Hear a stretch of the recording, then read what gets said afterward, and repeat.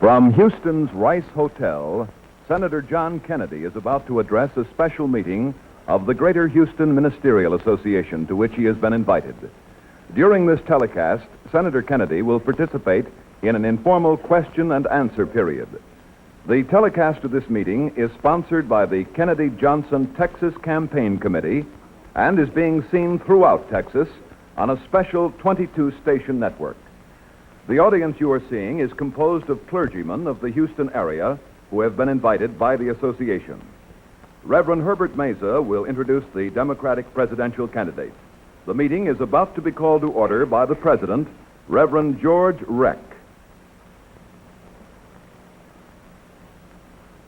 May I call this special meeting of the Association of Ministers of Greater Houston to order. Let us stand for prayer. God be merciful unto us and bless us, and cause his face to shine upon us, that thy way may be known upon earth, thy saving health among all nations. God shall bless us, and all the ends of the earth shall praise him. With these words of the psalmist, we stand before thee, O God, as our only sovereign Lord. Forgive us, good Lord, and show us thy mercy. Let thy grace rest upon our nation, and do not take thy gospel light from us. Incline our ears to thee and to thy will, and show us always the truth that makes and keeps men free. In the name of our Lord Jesus Christ we pray, amen. We are very happy that so many of you ministers are present at this meeting. The treasurer of our association, Pastor E.S. Harrison, has wondered to me if some of you would not like to pay your dues for this time, this year, which begins with September. I am sure that he will be in the lobby after this session ready to shake your hand. We are very happy to see so many of you ministers present, and we want this to be a true meeting of the association. Under the policy of your executive committee this year, we wish to have as guests for regular and special meetings as many personalities of note and reputation as possible. The purpose, of course, is to provide not only a good program, but to give knowledge and enlightenment to the spiritual leaders of our community. Thus, a similar invitation was extended by the association to Mr. Nixon. Please understand that this is not a political rally. This is a meeting of the Association of Ministers, and we rely upon your sense for good order, proper respect for the nominee to the highest office of our land, and good Christian behavior generally. Our little mouse has grown into a lion of significance. This has not been our original intention, but things happen these ways. Nevertheless, may the atmosphere be informal here, an informal gathering of, and may this such atmosphere be maintained. May I speak a welcome to all of you. I'm the Reverend Herbert Mesa, Vice President of the Association and our Program Chairman.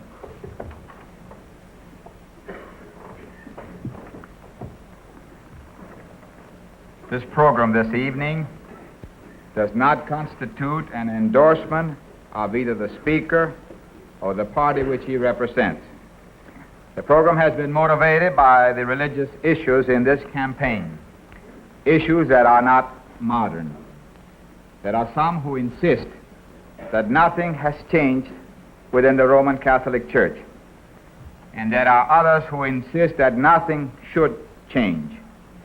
The problem is not to deny the religious issue or to brand as intolerant those who raise it. The problem is to place it in proper perspective and to determine where the candidate stands in relationship to that perspective. The extremists on both sides have tended to dominate the debate. Contrary to common propaganda, the South is not a hotbed of religious or racial intolerance. There are many honest minds that are raising honest questions. Many Catholics differ with us on many questions that are relevant to the welfare of our country. The fact that the senator is with us tonight is to concede that a religious issue does exist. It is because there are many serious minds decently raising questions that we have invited the speaker of the evening. And it is for that same reason that we have allowed this meeting to be broadcast. To that end, I should like to introduce at this time the senator from Massachusetts and the Democratic candidate for the President of the United States, Senator John F. Kennedy.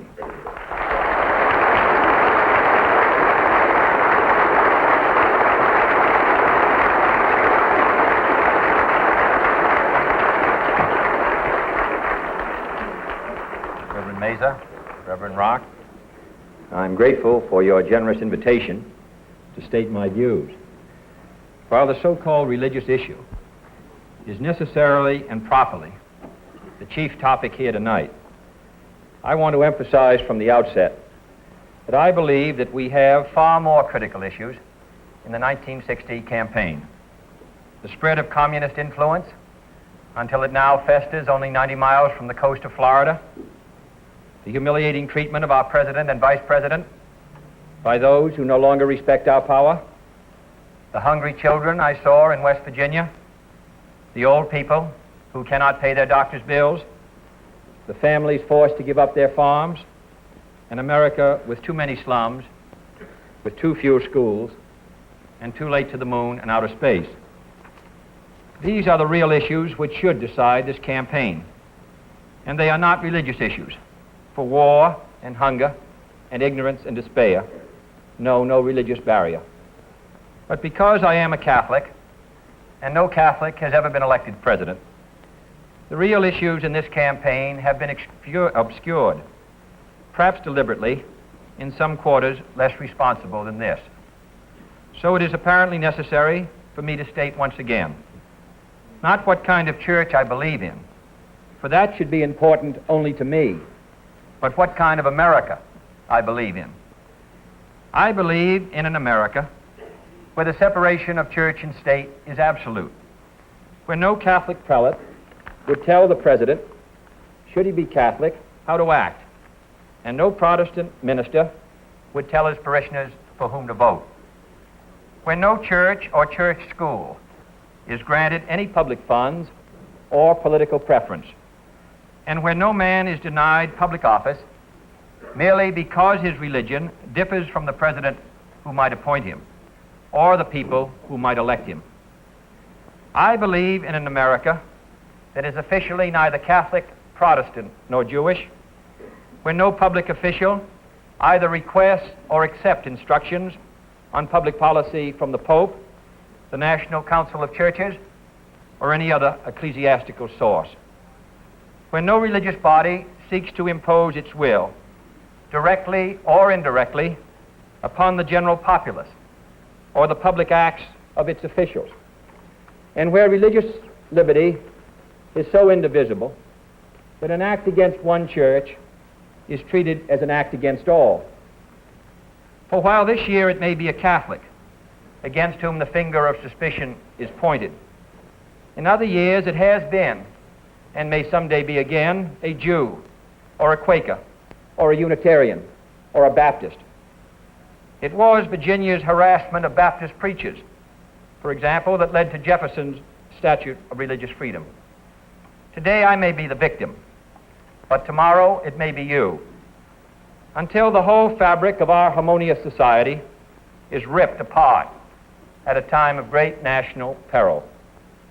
Finally, I believe in an America where religious intolerance will someday end, where all men and all churches are treated as equals, where every man has the same right to attend or not to attend the church of his choice, where there is no Catholic vote, no anti-Catholic vote, no block voting of any kind, and where Catholics, Protestants, and Jews, at both the lay and the pastoral levels, will refrain from those attitudes of disdain and division which have so often marred their works in the past, and promote instead the American ideal of brotherhood.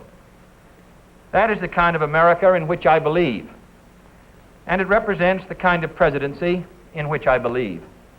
A great office that must be neither humbled by making it the instrument of any religious group, nor tarnished by arbitrarily withholding its occupancy from the members of any one religious group.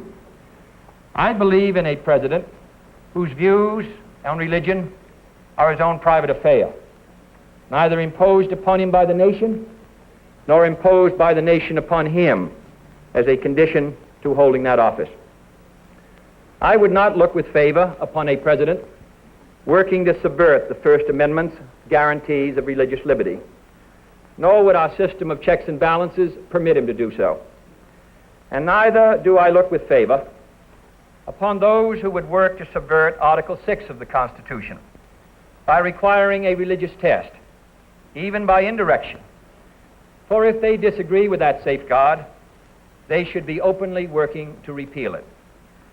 I want a chief executive whose public acts are responsible to all and obligated to none, who can attend any ceremony, service, or dinner his office may appropriately require him to fulfill, and whose fulfillment of his presidential office is not limited or conditioned by any religious oath, ritual, or obligation. This is the kind of America I believe in, and this is the kind of America I fought for in the South Pacific, and the kind my brother died for in Europe.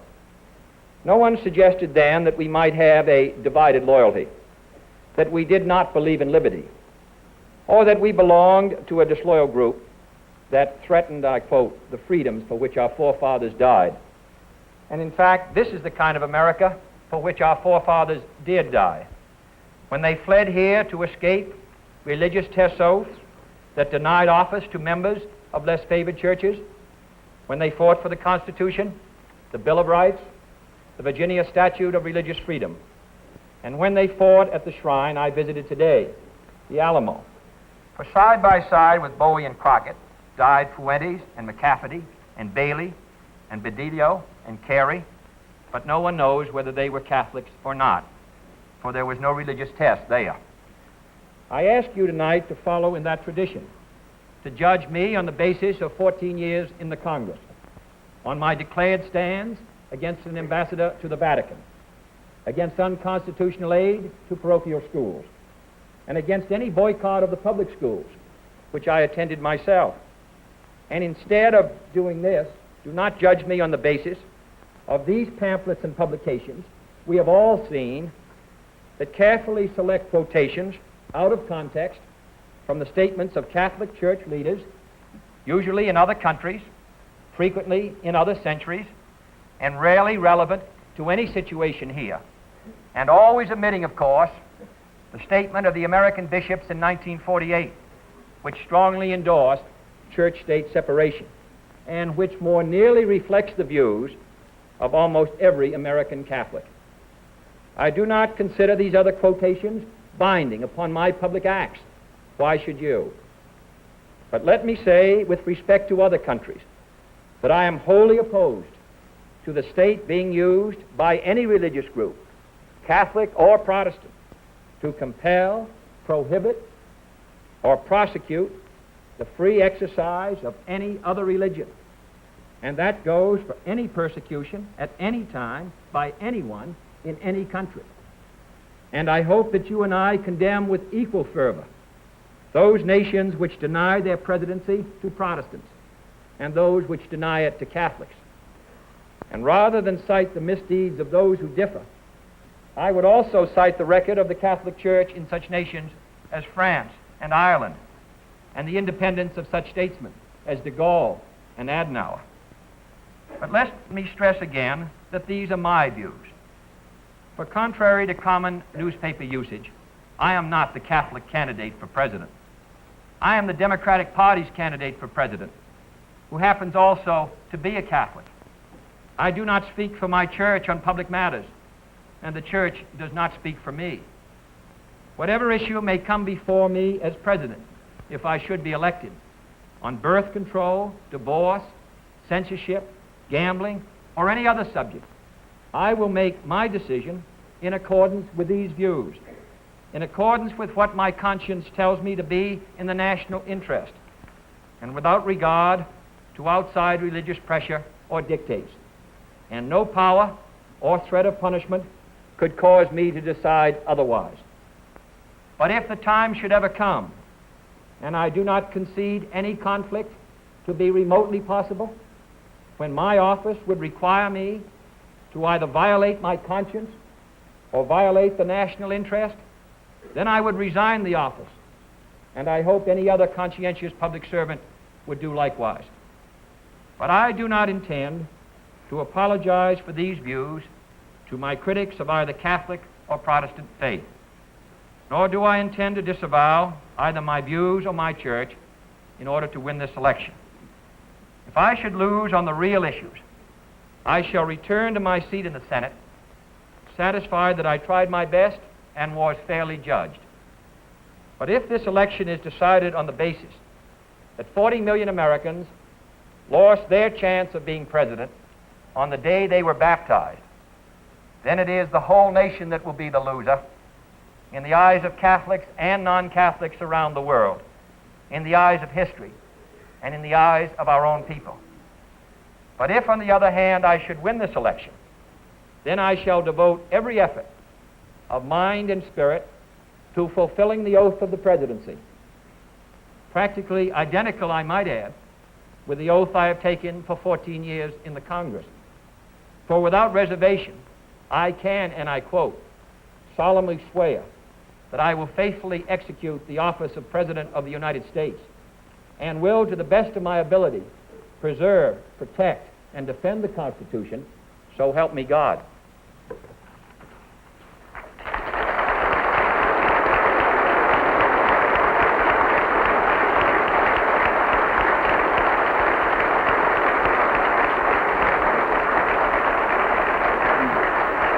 Gentlemen, due to the press of time, we should begin immediately with a question and answer period. You know the ground rules. Are there any questions?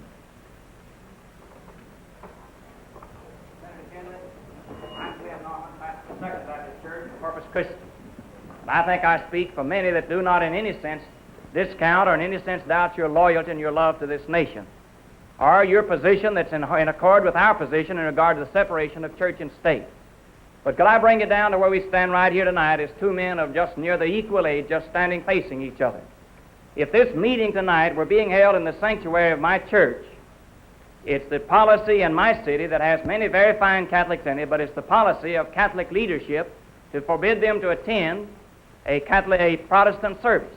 If we tonight were in the sanctuary of my church, just right as we are, would you and could you attend as you have here? Well, yes, I could. Now, I can attend any, as I said in my statement, I would attend any service in the interest that had any connection with my public office. Or in the case of a private ceremony, weddings, funerals, and so on, of course I would participate and have participated. I think the only question would be whether I could participate as a participant, a believer in your faith, and maintain my membership in my church. That, it seems to me, comes within the private beliefs that a Catholic might have. But as far as whether I could attend this sort of a function in your church, whether I, as senator or president, could attend a function in your service connected with my position of office, then I could attend. Very and would closely attend. allied to it was the position in regard to the chapel of the chaplains that was right. dedicated, which I believe you have once had accepted the invitation to attend. That's right. And then the press has said that I believe Cardinal Dougherty brought pressure and you refused and did not attend. I'll be delighted to explain because that seems to be a matter of great interest. I was invited in 1947 after my election to the Congress by Dr. Poling to attend a dinner to raise funds for an interfaith chapel in honor of the 4 chaplains who went down on the Dorchester. This was 14 years ago. I was delighted to accept because I thought it was a useful and worthwhile cause. A few days before I was due to accept, I learned through my administrative assistant, who had friends in Philadelphia, that two things. First, that I was listed, and this is in Dr. Polling's book in which he describes the incident, as the spokesman for the Catholic faith at the dinner. Charles Taft, Senator Taft's brother, was to be the spokesman for the Protestant faith. Senator Lehman was to be the spokesman for the Jewish faith. The second thing I learned was that the chapel, instead of being located as I thought it was, as an interfaith chapel, was located in the basement of another church. It was not, in that sense, an interfaith chapel. And for the 14 years since that chapel was built, there has never been a service of my church because of the physical location. I therefore informed Dr. Polling that while I would be glad to come as a citizen, in fact, many Catholics did go to the dinner, I did not feel that I had very good credentials to attend as the spokesman for the Catholic faith at that dinner to raise funds, when the whole Catholic church group in Philadelphia were not participating, and because the chapel has never been blessed or consecrated.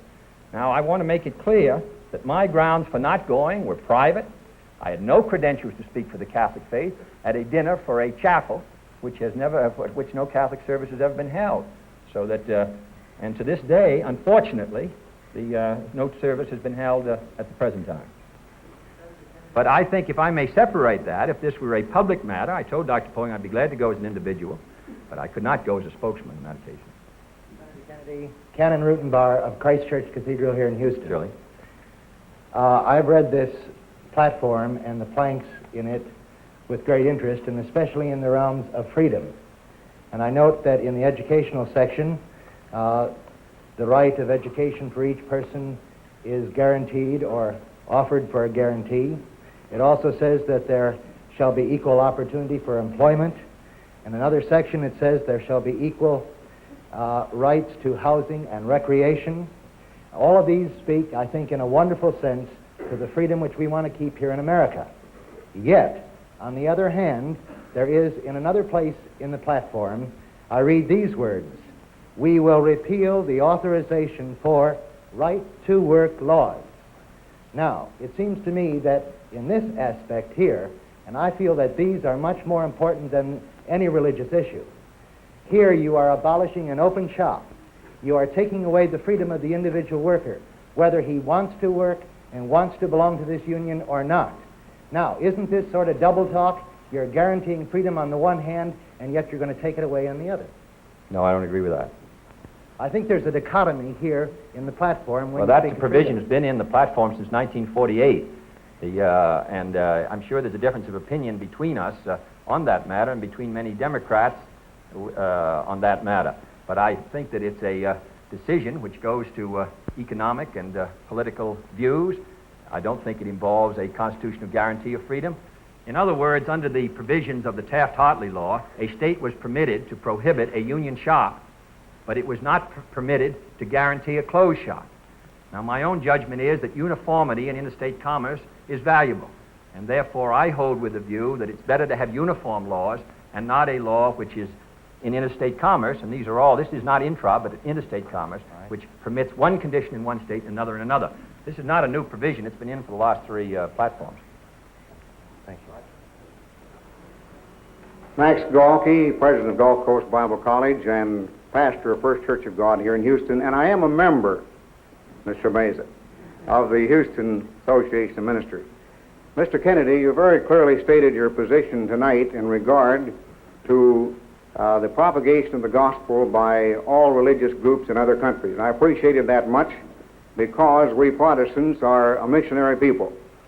However, the question I have to ask is this: if you are elected president, will you use your influence to get the Roman Catholic countries of South America and Spain to stop persecuting Protestant missionaries and to give equal rights to Protestants to propagate their faith as the United States gives to the Roman Catholics or any other group? I would use my influence as President of the United States to encourage the development of freedom all over the world. One of the rights which I consider to be important is the right of free speech, the right of assembly, the right of free religious practice, and I would hope that the United States and the President would stand for those rights all around the globe, without regard to geography or religion or political tradition. Thank you.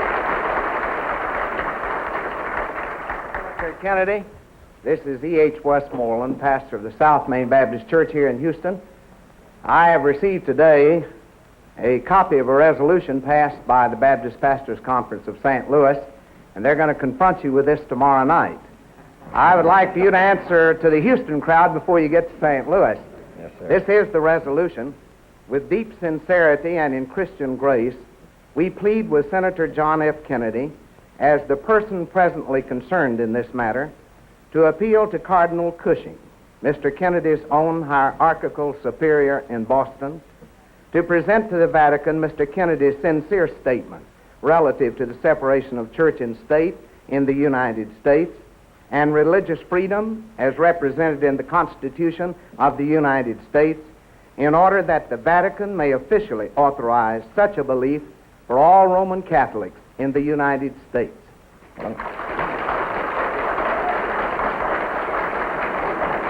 May I just say that as I do not accept the right of any, as I said, ecclesiastical official to tell me what I shall do in the sphere of my public responsibility as an elected official, I do not propose also to ask Cardinal Cushing to ask the Vatican to take some action. I do not propose to interfere with their free right to do exactly what they want. There is no doubt in my mind that the viewpoint that I have expressed,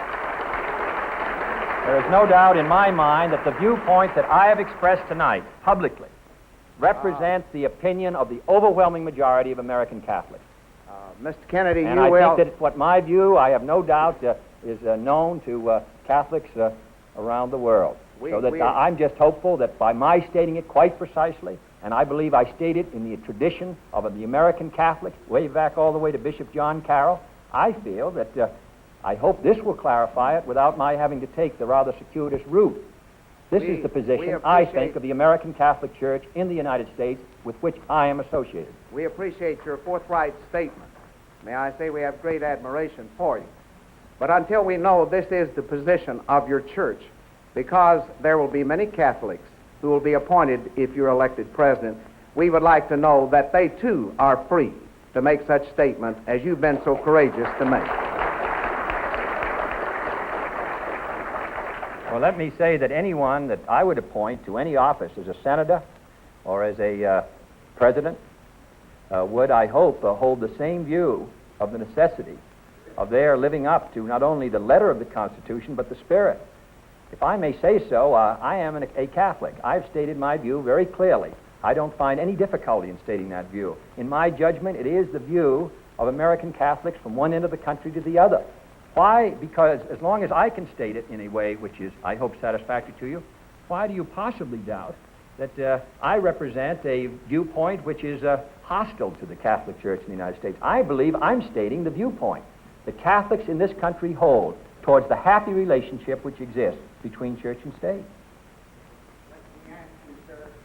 Do you state it with the approval of the Vatican? I don't have to have approval in that sense. I have not submitted my statement before I read it to the Vatican. I did not submit it to Cardinal Cushing. But my judgment is that Cardinal Cushing, which is a cardinal from the diocese of which I'm a member, would approve of this statement in the same way that he approved of the 1948 statement of the bishops. In my judgment, and I am not a student of theology, I am stating what I believe to be the position of my personal position and also the position of the great majority of Catholics across. You have been watching Senator John Kennedy appearing before the Greater Houston Ministerial Association in an unrehearsed question and answer period. The telecast of this meeting was sponsored by the Kennedy-Johnson Texas Campaign Committee in behalf of Senator Kennedy's candidacy for the presidency of the United States. Through the facilities of KTRK-TV, this has been a special Texas State Network program.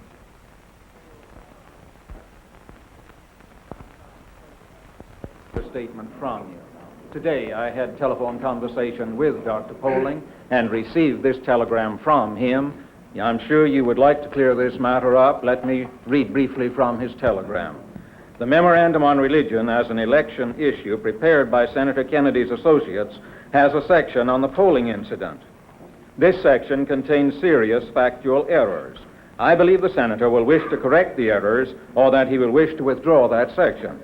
the original draft of the program on the interfaith dinner held in the Bellevue Stratford Hotel on December 15, 1947, identified Mr. Kennedy, then Congressman from Massachusetts, as Honorable John F. Kennedy, Congressman from Massachusetts. Mr. Kennedy was never invited as an official representative of a religious organization, nor indeed as the spokesman for the Catholic faith. No speaker on that occasion, Catholic, Jew, or Protestant, was identified by his faith.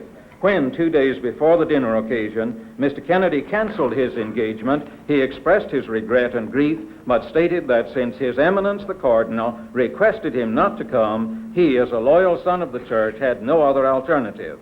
Therefore, it was necessary to destroy this first program and to reprint. Now I will state again the words that I used are a quotation from the Reverend Polling's book, Spokesman for the Catholic Faith, the book which was produced about a year ago, which first discussed this incident. Secondly, my memory of the incident is quite clear. In fact, it's as good as Reverend Polling's, because when the matter was first discussed, Reverend Polling stated that the incident took place in 1950. And it's only in the last 2 months that it has come forward that the incident took place in 1947. Thirdly, I never discussed the matter with Cardinal Doherty in my life. I've never spoken to the Cardinal. I first learned of it through Mr. Reardon, who was my administrative assistant, who knew of Mr. Doyle, who worked for the National Catholic Welfare Conference, who stated that there was a good deal of concern among many of the church people in Philadelphia because the location of the chapel and because no service would ever be held in it because it was located in the basement of another church. It was an entirely different situation than the one that I had confronted when I first happily accepted it. Now, there were 3 speakers. Kennedy was one of them. Taft was the second. Senator Lehman was the third. I don't think I misstated that one of them was supposed to speak for the Catholic faith as a spokesman in Mr. Polling's words, one of them for the Protestant faith, and one for the Jewish faith. Now, all I can say to you, sir, is this chapel, I was glad to accept the invitation. I did not clear the invitation with anyone. It was only when I was informed that I was speaking, and I was invited, obviously, as a serviceman because I came from a prominent Catholic family, that I was informed that I was there really, in a sense, without any credentials.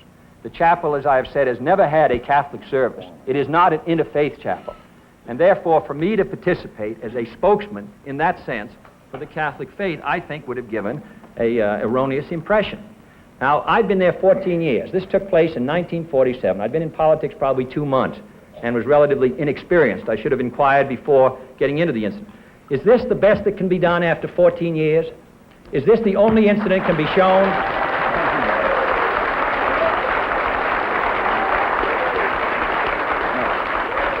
And this was a private dinner. This was not a public dinner. This was a private dinner.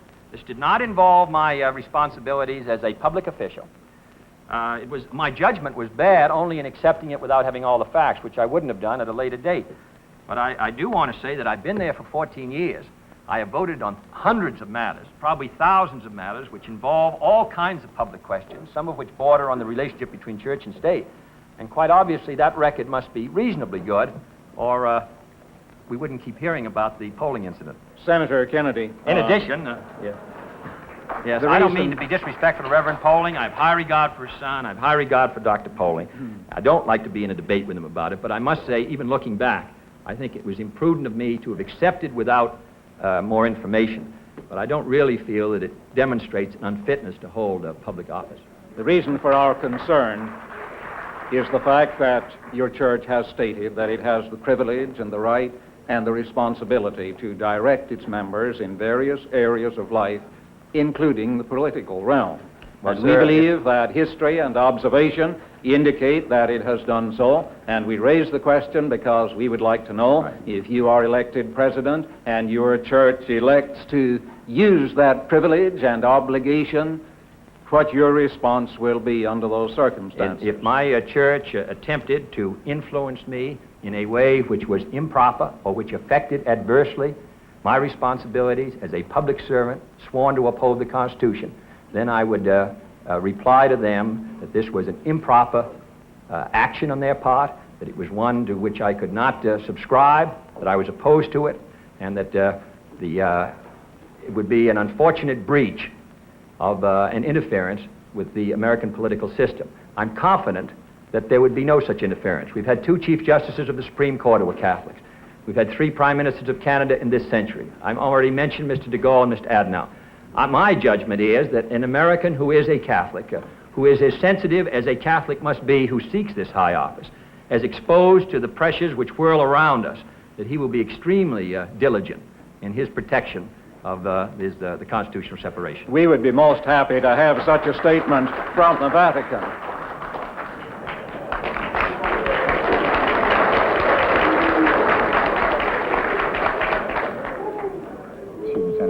Because of the briefness of the time, let's cut out the applause.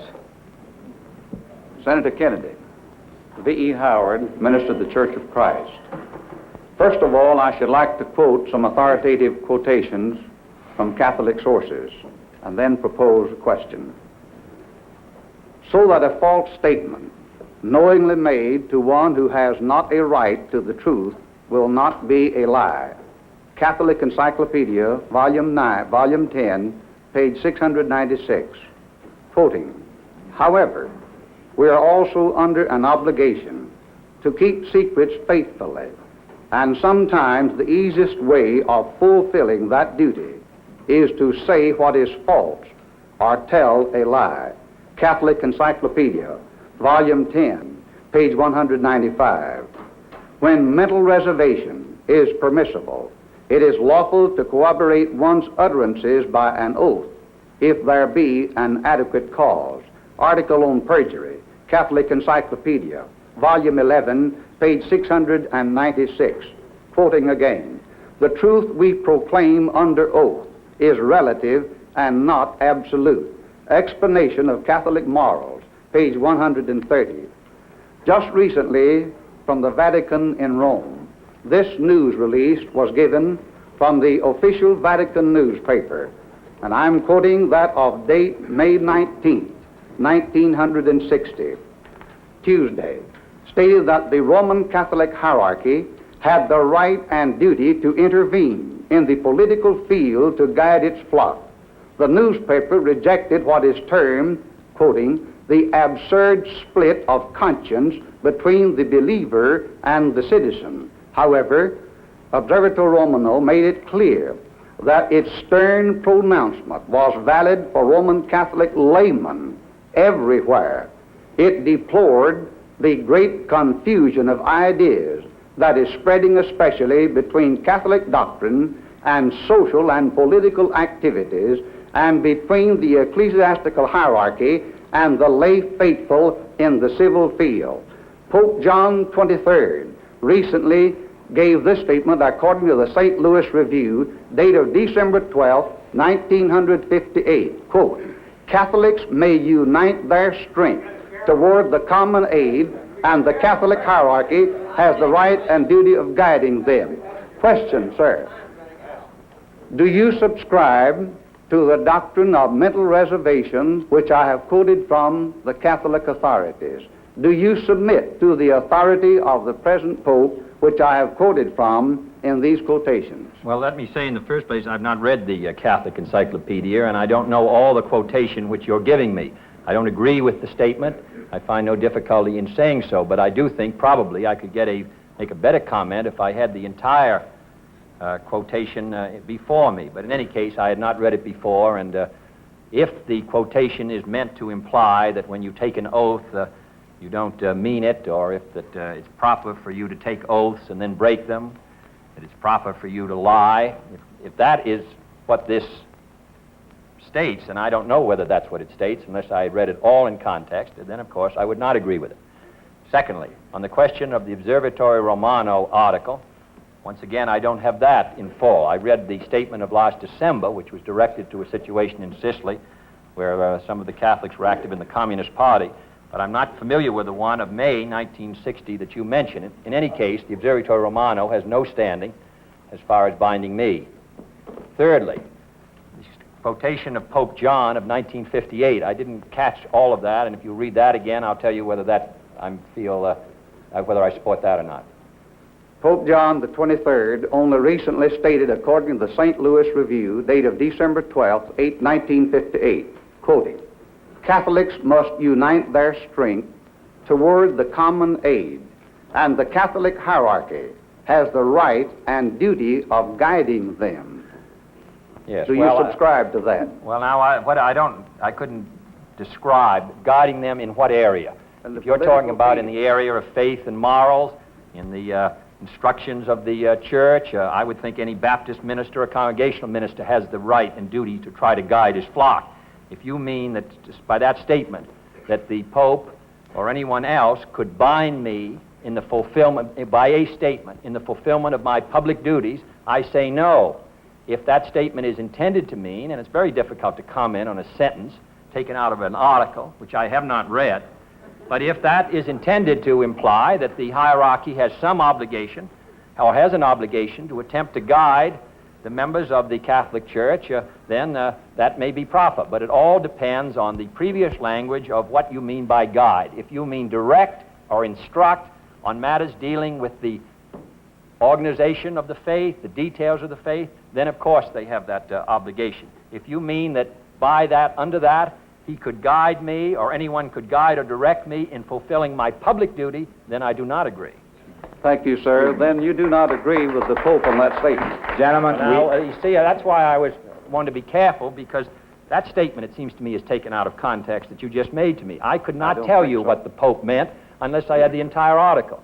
I would be glad to state to you that no one can direct me in the fulfillment of my duties as a public official under the United States Constitution. That I am directed to do to the people of the United States, sworn to an oath to God. Now that is my flat statement. I would not want to go into details on a sentence that you read to me, which I may not understand completely. I think my statement is quite clear. Stay here. Gentlemen, we have time for one more question, if it can be handled briefly. Senator Kennedy, Robert McLaren from the Westminster Presbyterian Church here in Houston. You have been quite clear, and I think laudably so, on this matter of the separation of church and state, and you have answered very graciously the many questions that have come up around it.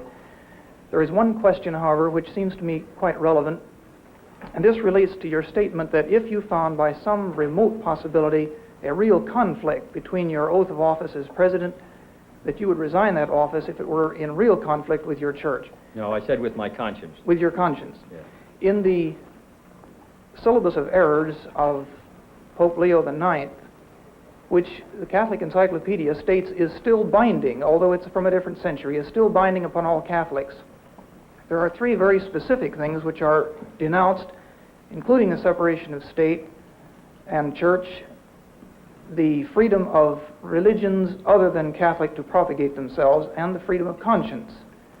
Do you still feel, these being binding upon you, that you hold your oath of office above your allegiance to the Pope on these issues? Well, let's go through the issues, because I don't think there's a conflict on these three issues. First issue, as I understood it, was on the relationship between the Catholics and the state and other faiths. Was that the... No, the separation of church and state. Yes. He explicitly considers Well, I an error. support that. I support that. And in my judgment, the American Bishop's Statement of 1948 clearly supported it. That, in my judgment, is the view held by Catholics in this country. They support the constitutional separation of church and state, and they are not in error in that regard. So I just want to finish. The second was the right of religions other than Roman Catholic to propagate themselves. I think that they should be permitted to propagate themselves, any faith, without any limitation by the power of the state, or encouragement by the power of the state. What's the third one? The third was the freedom of conscience in matters of religion, and this also, in point 46, I believe it is, extends to freedom of the mind in the realms of science, but this is part. Yes, well, I believe in freedom of conscience. Let me just, I guess our time is coming to an end, but I believe in it. Let me say finally that I am delighted to come here today. I don't want anyone to think, because they interrogate me on this very important question, that I regard that as unfair questions or unreasonable, or that somebody who is concerned about the matter is prejudiced or bigoted. I think this fight for religious freedom is basic in the establishment of the American system, and therefore any candidate for the office, I think, should submit himself to the questions of any reasonable man. My only objection would be, my only limit to that would be that if somebody said, regardless of Senator Kennedy's position, regardless of how much evidence he's given that what he says he means, I still wouldn't vote for him because he's a member of that church. I would consider that unreasonable. What I consider to be reasonable and an exercise of free will and free choice is to ask the candidate to state his views as broadly as possible, investigate his record to see whether he states he believes, and then make an independent, a rational judgment as to whether he could be entrusted with this highly important position. So I want you to know that I'm grateful to you for inviting me tonight. I'm sure that I have made no converts to my church, but I do hope, that at least my view, which I believe to be the view of my fellow Catholics who hold office, I hope that it may be of some value in at least assisting you to make a careful judgment. Thank you.